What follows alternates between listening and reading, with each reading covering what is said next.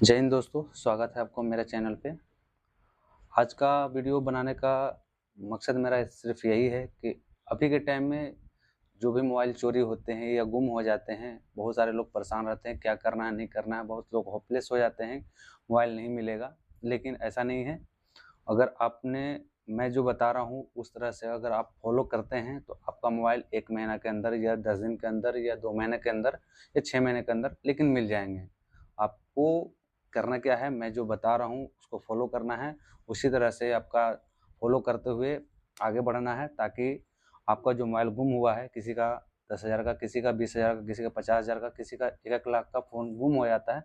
और 10-20 हज़ार का जिसका फ़ोन गुम होता है वो इस बात पे एग्री भी नहीं करते हैं कि मिल पाएगा, दोबारा नहीं मिल पाएगा। लेकिन अपने को अगर कंप्लेन कर देने में क्या जाता है, ज़्यादा से ज़्यादा थाना में 1-2 बार दौड़-धूप करना पड़ेगा। उससे क्या होता है कि आपके मिलने के चांसेस बढ़ जाते हैं। और उस सबसे पहले अगर आपका मोबाइल गुम होता है तो आपको सबसे पहले जाकर के थाना में सनहा दर्ज कराना है। सनहा दर्ज कराने से क्या होता है कि उस मोबाइल गुम हो जाने की स्थिति को आप थाना को सूचित कर देते हैं ताकि उस मोबाइल से अगर किसी तरह कोई गतिविधि अगर होता है तो उसके ज़िम्मेदार आप नहीं होंगे और आप बच सकते हैं। जैसे क्या होता है कि मोबाइल गुम हो जाने के बाद सिम निकाल कर लोग फ्रॉड कॉल कर लेते हैं इधर-उधर, किसी से पैसे माँग लेते हैं या किसी को धमकी दे देते हैं, वो चीज़ से आप बचेंगे सनहा दर्ज करने से। तनहा दर्ज करने से पहले आपको क्या करना है, आपका सिम को पहले ब्लॉक कर देना है। कस्टमर केयर से बात कर के जैसे ही आपको पता चले कि मेरा मोबाइल गुम हो गया है, नहीं मिल रहा है, खोजबीन करने के बाद आप सबसे पहले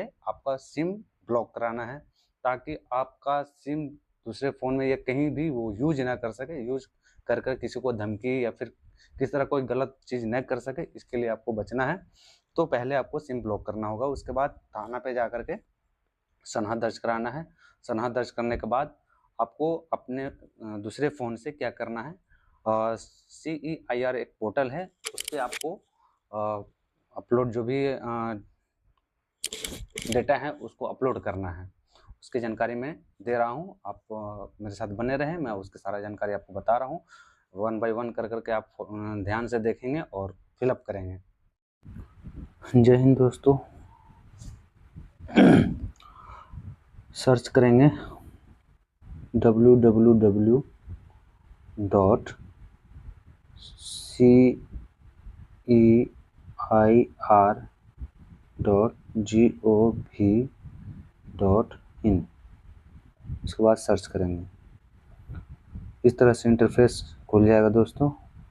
तो आपका अगर मोबाइल गुम हो गया है तो उसके लिए यहाँ पर लिखा हुआ है block and lost mobile, red colour का, उस पर क्लिक करेंगे। उसके बाद यहाँ से सारा डिटेल्स डालेंगे दोस्तों।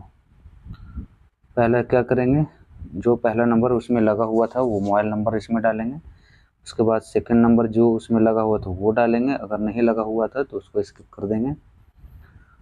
उसके बाद जो मोबाइल का IMEI नंबर होता है वो IMEI नंबर यहाँ पे पहले जो आप मोबाइल जो परचेज किए होंगे तो उसमें एक इनवेलप पर स्टिकर लगा करके साटा हुआ रहता है, आपका इनवॉइस पे भी साटा हुआ रहता है या मोबाइल के डब्बे पे भी रहता है।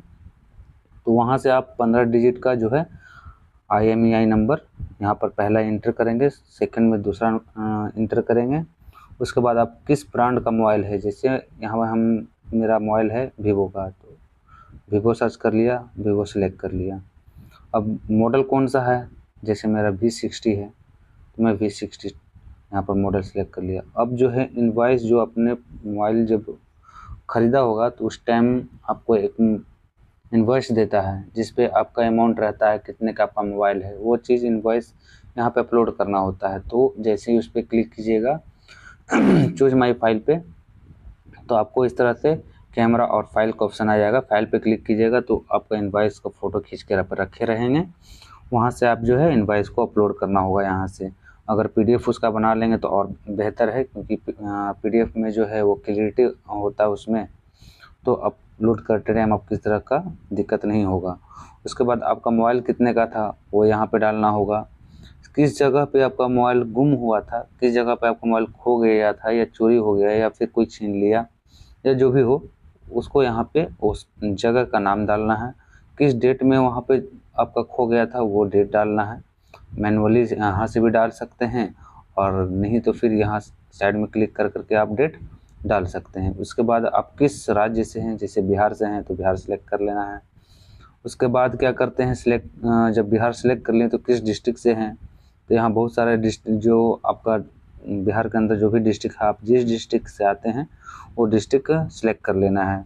जैसे कि हम यहाँ पर गया जी सेलेक्ट कर लिए हैं। उसके बाद आपका गया जी में कौन सा स्टेशन आता है, तो कौन सा स्टेशन है जो आपका स्टेशन आता होगा, जैसे मैं चिरकी यहाँ पर है तो मैं चिरकी सेलेक्ट कर लेता हूँ।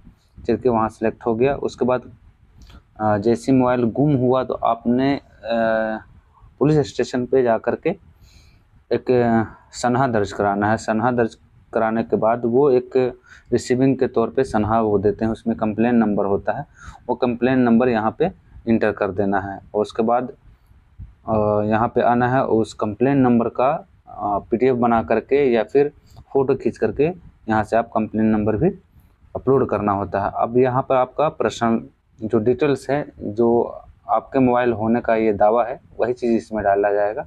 जैसे ओनर नेम, आपका नाम क्या है, जिस नाम से आपने मोबाइल ख़रीदा है वो नाम डाला जाएगा। उसके बाद यहाँ पर जो एड्रेस होता है, जैसे आपका ओनर का भी आप कहाँ पे रह रहे हैं वो पता वो डालना होगा। उसके बाद आप आइडेंटिटी में जो भी आपके पास आधार कार्ड हो, पैन कार्ड हो, वोटर ID कार्ड हो, ड्राइविंग लाइसेंस हो, जैसे मेरा आधार कार्ड है, हमने आधार कार्ड चूज कर लिया। अब यहाँ पर जैसे आधार कार्ड चूज करते हैं तो उसका आधार कार्ड का हमको फ़ोटो लगाना होता है, जीरोक्स PDF बना करके आप लगा सकते हैं। PDF फ़ोटो खींच करके PDF बना लीजिएगा, PDF बना कर अपलोड कर दीजिएगा। अगर email ID है तो डाल सकते हैं, email ID अगर नहीं है तो ये ऑप्शनल है, डाल भी सकते हैं, नहीं भी डाल सकते हैं। यहाँ पे कैप्चा है, कैप्चा ये जो Q7M52YN हर किसी में अलग अलग आता है। तो कैप्चा अगर आपको समझ में नहीं आ रहा है तो रिफ्रेश कैप्चा करके यहाँ पे जब रिफ्रेश करेंगे तो आपका कैप्चा बदल जाएगा। तो जो आपको समझ में आ रहा है कि हाँ अब इसको मैं डाल सकता हूँ तो वही कैप्चा आप डालेंगे, अदरवाइज बार बार रिफ्रेश करना पड़ेगा आपको, क्योंकि अगर कैप्चा ज़रा सा भी अगर एक नंबर भी एक डिजिट भी इधर उधर अगर आप डालते हैं तो वो कैप्चा लेगा नहीं। इसलिए जो साफ साफ जो लिखा हुआ है वो कैप्चा सामने जब आ जाए तो वो यहाँ पे आपको इंटर करना होता है, जो कैप्चा आपका आता है वो। उसके बाद ये यहाँ सबसे इम्पोर्टेंट चीज़ यहाँ पर ये है मोबाइल नंबर। इसी मोबाइल नंबर से सारा चीज़ होगा। जैसे आपका मोबाइल अगर गुम हो जाता है तो पता कैसे चलेगा, वो इस मोबाइल नंबर यहाँ पे जो चालू आपका मोबाइल है जो नंबर है वो नंबर आप इसमें इंटर करेंगे, ताकि अगर कंप्लेन करने के बाद आपका मोबाइल अगर मिल जाता है तो इसी नंबर पे आपसे संपर्क किया जाएगा, ताकि आपका मोबाइल मिल गया है और आप आकर के मोबाइल ले जाएं। थाने वाले लोग कॉल करते हैं और वहाँ से आपको इस नंबर, यानी कि यहाँ पर जो भी नंबर डालिएगा वो चालू जो नंबर होगा वही नंबर डालेंगे और गेट OTP कर करके सेलेक्ट कर देंगे। उसके बाद यहाँ पर जो है डिक्लेरेशन देता है, डिक्लेरेशन में यहाँ पर टिक आउट कर करके प्रोसेस कर देंगे।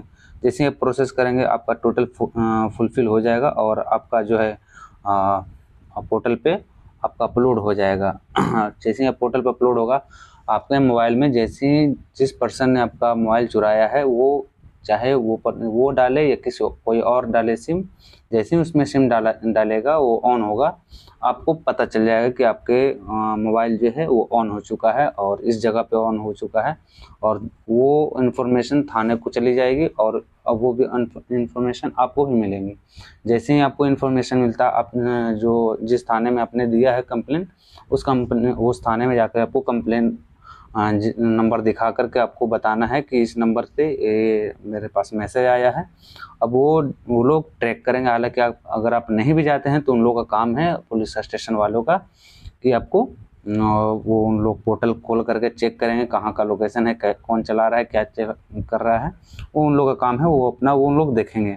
आपका काम क्या है, अपडेट रखना। जैसे आप फॉलोअप करेंगे तो आपका काम जल्दी हो जाएगा। क्या होता है कि बहुत सारा काम पड़े रहने की वजह से लोग थाने में उतना तवज्जो नहीं देते हैं या उतना ध्यान नहीं दे पाते हैं जो ध्यान देना चाहिए। बहुत सारे थाने में बहुत सारे काम होते हैं, तो आपको क्या करना है, फॉलोअप करते रहना है कि सर मेरा मोबाइल यहाँ पे ये हुआ, मैसेज आया है, तो वो लोग थोड़ा फॉलोअप करने से क्या होता है, वो लोग थोड़ा एक्टिव होते हैं और आपका मोबाइल जल्द से जल्द मिल सकता है। तो आपको उसको फॉलोअप करना पड़ेगा, नहीं करेंगे तो फिर वही टाइम लगेगा, 2 महीना, 4 महीना, 6 महीना, हो सकता है 1 हफ्ते के अंदर ही आपका मोबाइल रिकवर होकर के मिल जाए। तो उसके लिए आपको फॉलोअप करना पड़ेगा। फॉलोअप करेंगे तो आपको रिकवर होने का चांसेस बहुत ज़्यादा है कि आपका रिकवर होकर के मोबाइल आपको मिल जाए। चलिए मिलते हैं आपसे नेक्स्ट वीडियो में। इस तरह का वीडियो और इस तरह का जानकारी के लिए आप मुझे सब्सक्राइब कर सकते हैं। और किस तरह कोई भी दिक्कत हो, परेशानी हो, या फिर किस तरह कोई जानकारी लेना चाहते हैं तो आप डायरेक्ट मुझे कमेंट करें, कमेंट करके बताएं। मैं आपका कमेंट पढ़ता हूं और पढ़ करके आपका जो भी सॉल्यूशन हो पाता है मैं करने की कोशिश करता हूं। तो आशा करता हूं कि आपको ये वीडियो पसंद आया होगा और आप मेरे साथ बने रहें, सब्सक्राइब कर लें। धन्यवाद।